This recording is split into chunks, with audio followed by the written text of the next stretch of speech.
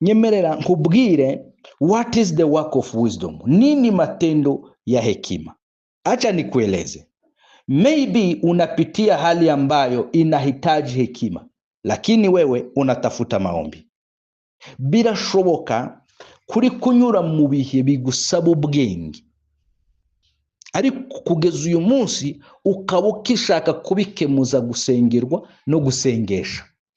Maybe birashoboka yuko uri mu bihe, uri guca mu bihe bisaba ubwenge, ariko wewe ukaba ushaka kubikemura mu buryo bwo gusenga, bwo kwiyiriza, bwo kwibabaza, bwo kuja guhanuza, bwo kuja mu butayu, kandi ibihurimo ntibisaba ibyo. Ibihurimo birasaba gukemurwa n'ubwenge, hekima. So hekima sasa ni nini? One, wisdom brings promotion. Hekima inaleta kupandishwa cheo. Ubwenge nibwo buguha gushirwa, kuzamurwa mu yindi ntera. Nibwo buguha promotion. Jambo promotion abantu mwese muraryumva. Kazi ya hekima hupandisha kiwango cha maisha. Cyangwa se ubwenge nibwo buzamura urwego rwawe rw'imibereho. Ubwenge butuma imibereho yawe ihinduka. Ntabwo Imana yaturemye ngo tugume ku mibereho yo hasi, ku mibereho y'imibabaro, ku mibereho yo guteseka, ku mibereho yo kumva y'ubukene gusa. Abantu benshi bamaze gufata rya jambo rivuga ngo Yesu yaravuze ngo abakene bazahoraho. Yigeze avuga wowe? Ntabwo izina ryawe yarivuze. Kankomeze. Umuntu ushaka guhindurirwa imibereho, ushaka guhindurirwa ubuzima, ugomba gukora uko ushoboye, ugashaka ubwenge. Nimba ushaka ko ubuzima bwawe buhinduka, nimba ushaka guhindurirwa akazi, ukaba uri mu kazi udashaka tu, ukaba ukora nawe ibintu wumva udakeneye, you don't need any help from others, from anywhere. You need just the wisdom, the spirit of wisdom. Unahitaji tu roho ya hekima. Katurebe Biblia ikivuga muri Genesis, in Genesis chapter 41 verse 39 to 40, mwitangiriro ibice 41 umurongo wa 39 kugeza ku 40, haravuga ngo Farao abwira Yosefu ati, kuko Imana ikweretse ibyo byose, nta wundi munyabwenge w'umuhanga muhwanye. Amen. 40 aravuga ngo nguhaye gutwara urugo rwanjye, kandi abantu banje bose bazumvira icyo utegetse. Ku ntebe yanjye y'ubwami yonyine nzagusumba. Yosefu hano ntiyigeze atanga ruswa. Yosefu hano ntibamurebeye ku madiploma afite. Yosefu hano ntibamurebeye ku buryo ameze, ntibarebeye no ku bwene gihugu. Ubwenge ukamupandisha cheo. Ubwenge bushobora guhindurira amateka. Ubwenge bushobora guhindura ubuzima bwawe. Ubwenge bushobora guhagarika izo ntambara ubamo. Ubwenge. Acha nikueleze. Haupandi kwa sababu ya kuongezwa mshahara, unapanda kwa sababu ya kuongeza hekima. Promotion comes from God. Ntabwo ushirwa mu ntera kubera, ntabwo uhindurirwa amateka kubera ko waguhinduriye umushahara, kubera ko bawongereye, kubera ko baguhinduriye akazi, wabonye akazi keza. No. Hari abantu bafite akazi keza cyane, hari abantu bahembwa neza cyane, ariko ubuzima bwabo si bwiza. Ingo zabo zarasenyutse, batandukanye n'abagore babo, batandukanye n'abagabo babo, abana babo baratorongeye, baragiye. Kwa nini? Bafite ibyo byose, lakini they lack wisdom. Yes, nabivuze noroshe kugira ngo mbikwigishe nk'isomo nk'uri mu ishuri kabisa, kandi Imana ifashe kugufasha. Hari urwego rw'ubwenge ukeneye ili upate amani katika ndoa yako. Iki kintu cyumva abantu bafite ingo, bashakanye, abagore n'abagabo. Hari urwego rw'ubwenge ukeneye kugira ngo ugire amahoro mu rugo rwawe. Izo ntonganya zishire, uwo mushiha ushire, ubwo rwikekwe rushire. Gukeka ni ibintu bitari byo. Izo ntambara za hato na hato zishire. Kugira ngo ibyo bihagarare ntibisaba ngo nuko udafite akazi. No, ntibisaba ngo nuko ufite umushahara mwinshi, ntibisaba ngo uhindurirwe akazi n'imirimo na promotion na title.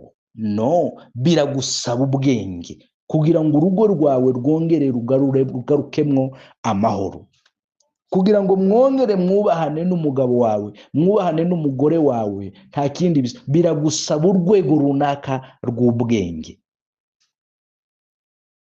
Hekima ikianza tenda kazi, igihe ubwenge buzatangira gukora imirimo yabwo, maisha yako hayawezi yakazuiliwa hata na ibilisi wala mtu yeyote. Igihe ubwenge bwatangiye gukora akazi, kubwire imibereho yawe, ubuzima bwawe nta gishobora kubwitanga. Haba na shetani ntiyobwitanga, haba n'umuntu uwo ari we wese ntashobora kwitanga imibereho yawe, igihe imibereho yawe iyoborwa n'ubwenge. Wibuke ko nakubwiye ngo wisdom is a spirit.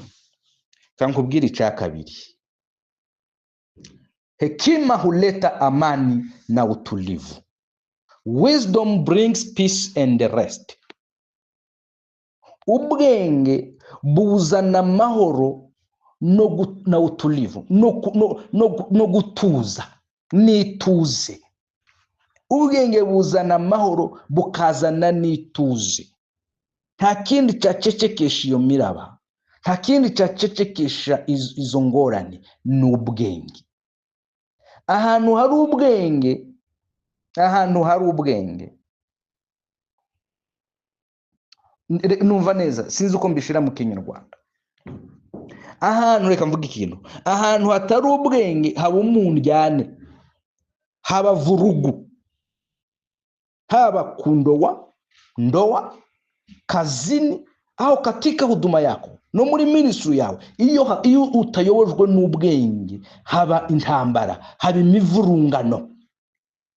Kangubwira iki kintu ngwicanditswe ciza, utagira ngo ndikukubwira ibintu ndi gutekereza gusa.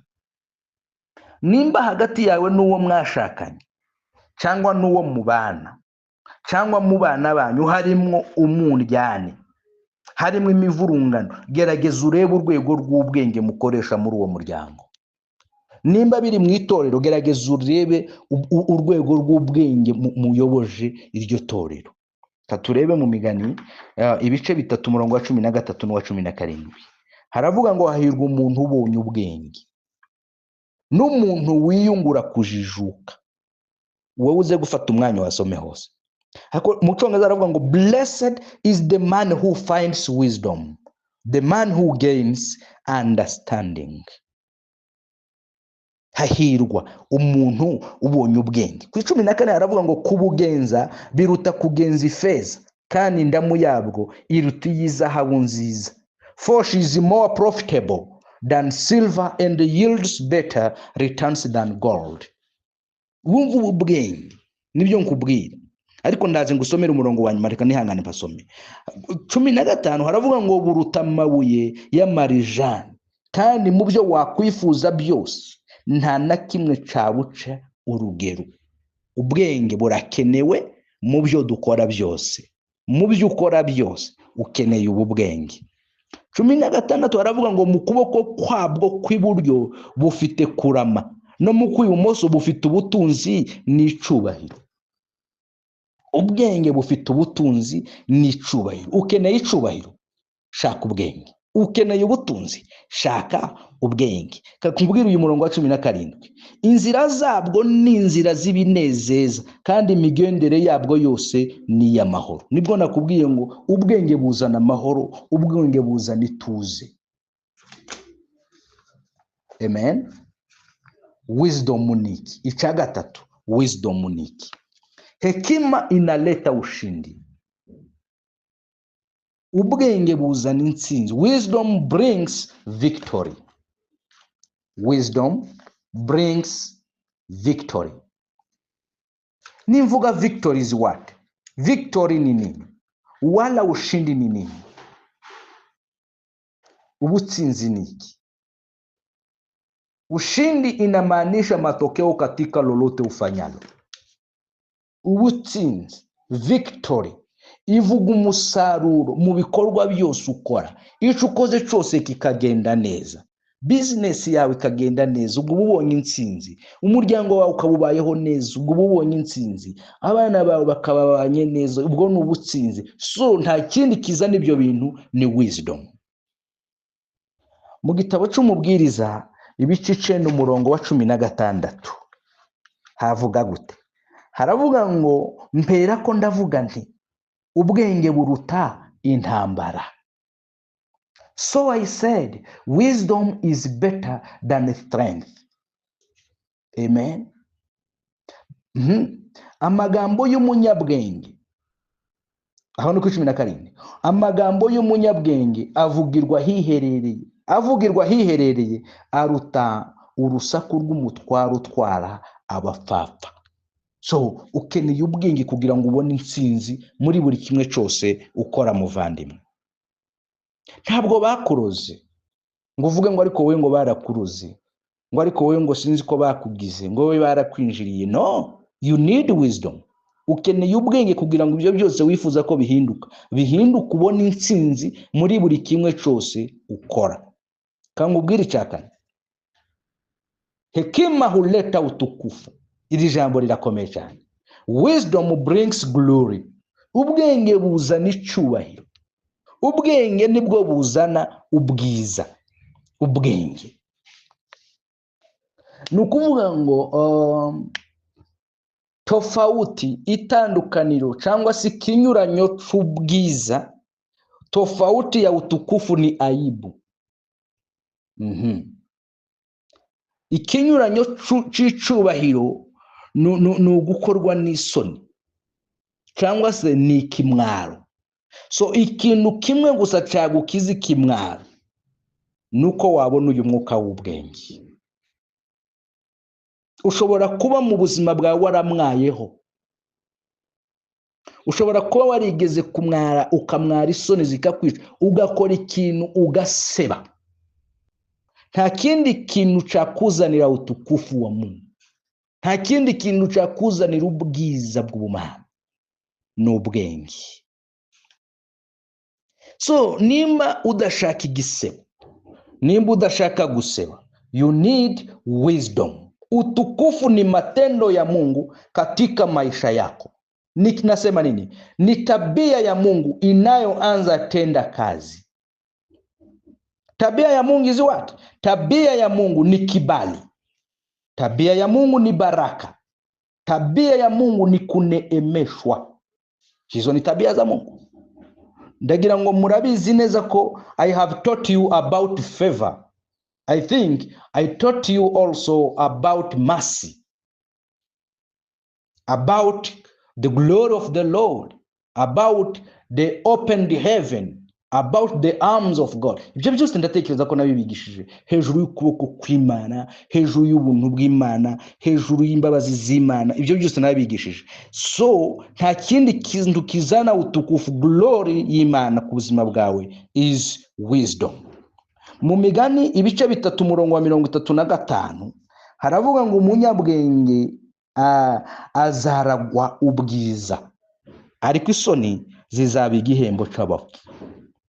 Umunyabwenge azaragwa ubwiza, ariko isoni zizaba igihembo cy'abapfu. The wise shall inherit glory, all honor and good, but shame is the highest rank conferred on self-confident false. Uza kubisoma no muri Yesaya ibice 32 umurongo wa 6 harabikubwira neza cyane. So nta kindi kiza n'ubwenge, nta kindi kiza n'ubwiza, ni hekima. Tugende ku cya 5 bavandimwe kugira ngo nze gusoza wenda. Hekima huleta ubunifu. Do you understand about ubunifu? Ubunifu is creativity. Wisdom brings creativity. Ubwenge buzana guhanga. Muribuka abantu nigishije umwuka icarico. Umwuka gusa, the word umwuka. Umwuka narawigishije utarawumvise azambwire ngo umusubiriremo. Umwuka bivuga iki? Umwuka bivuze iki? So hano baravuze ngo hekima huleta ubunifu, wisdom brings creativity. Kandi mwibuke ko nababwiye ko wisdom is a spirit, hekima ni roho. Umva iki kintu rero gikomeye cyane. Hauwezi ukawa na hekima na ukakwama. Ntushobora, ntabwo wogira ubwenge ngo hanyuma ngo uhore ugira inzitizi zigusubiza inyuma. No, ntabwo turiho mu gusubira inyuma, ahubwo tuva mu bwiza tujya mu bundi. Nubona uri mu mibereho iva mu bwiza ija mu bubi, uzaba ufite ikibazo cyo kudakoresha ubwenge neza. Nuko bimeze kabisa. Nuko umva ngubwire, kangubwire iki kintu. Ndakubwira ngo ubwenge buzana guhanga. Kangubwire iki kintu cy'ingenzi. Imana nta kintu yari ifite mu itangiriro ry'ibintu. Ibyo mubizi neza, uzasome Biblia. Mungu hakuwa na chochote, wala Mungu hakuwa nacho mwanzoni. Unachomuona Mungu anacho amekiumba. Imana mu itangiriro nta bintu yari ifite. Ico uyibona na uyu munsi, ibyo uzi kuby'Imana byose nuko yabiremye. Why? Yabiremesheje ubwenge. Ubwenge buzana guhanga. Kangubwira iki kintu cy'ubwenge gikomeye cyane. Dunia ya sasa haiendeshwi na watu wa bidii, inaendeshwa na watu wa ubunifu, na watu wa bunifu. Isi y'uyu munsi ntabwo iyobowe n'abantu bafite umwete cyane, bakora amasaha menshi cyane. No, ikoreshwa n'abantu bafite guhanga. Ndaguheza urugero rwiza cyane. Wenda uturebe, reka tugereranye abantu, tugereranye umuyobozi w'uruganda wahanze uruganda uko bakora umuceri, uko bakora sima. Reka mvuge sima, uko bakora sima. None tuze kumupima na wa muntu wirirwa atunda sima yishira mu makamyo. Uriya muntu ashobora kwirirwa atunda sima, bwira bakamuhereza 10,000, 15,000, ntabwo mbizi n'urugendo rw'iguha. Ariko wa muntu wahanze uruganda, kuri wa munsi umwe agahabwa 100,000 cyangwa za miliyoni. Yari yicaye mu biro, afite n'agakaho ari kumwa, nawe isima yakuzuye iri kwikorera. Icyo yakoresheje niki? Ni ubunifu. Yakoze guhanga ikintu, none kiramubyarira inyungu. Ubwenge buzana guhanga, kandi guhanga nibyo bivamwo umusaruro ukomeye. Imigani ibice 3:19 haravuga ngo Uwiteka yaremesheje isi ubwenge, kandi yakomeresheje amajuru ubuhanga. Cyongereza kiravuga ngo by wisdom the Lord laid the earth's foundations, by understanding he set the heavens in place. Ibintu byose Imana yabiremesheje ubwenge, kandi kugeza n'uyu munsi hariho ubwo bushobozi. Imana irarema. Ariko se nsoza, reka nkubwire ubwenge niki. Maze kubukubwira nkubwiye imirimo y'ubwenge, reka nkubwire ubwenge niki mu magambo make mu yindi audio.